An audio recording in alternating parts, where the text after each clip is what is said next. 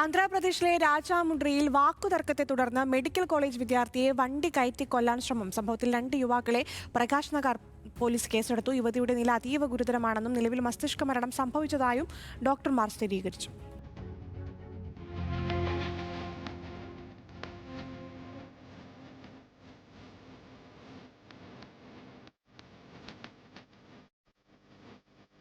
August 3-നാണ് കേസിനാസ്പദമായ സംഭവം.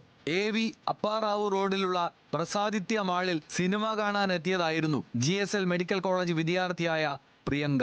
മാളിലെ parking ഏരിയയിൽ scooter park ചെയ്യുന്നതിനിടയിൽ നാവാവരം സ്വദേശികളായ 2 യുവാക്കളുമായി പ്രിയങ്ക വാക്കുതർക്കത്തിലേർപ്പെട്ടു.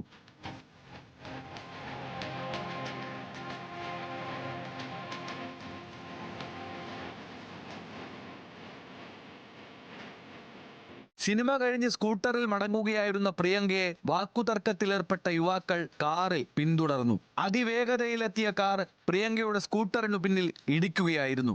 റോഡിലേക്ക് തെറിച്ചു വീണ പ്രിയങ്കയുടെ ശരീരത്തിലൂടെ പ്രതികൾ കാർ ഓടിച്ചു കയറ്റുകയായിരുന്നുവെന്ന് പോലീസിന്റെ അന്വേഷണത്തിൽ കണ്ടെത്തി.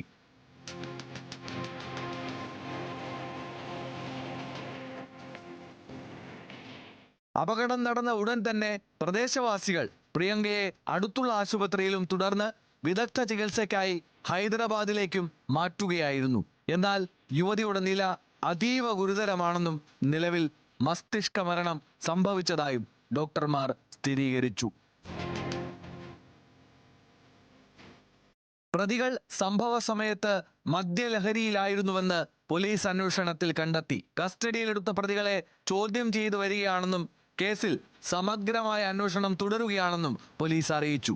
National desk news Malayalam.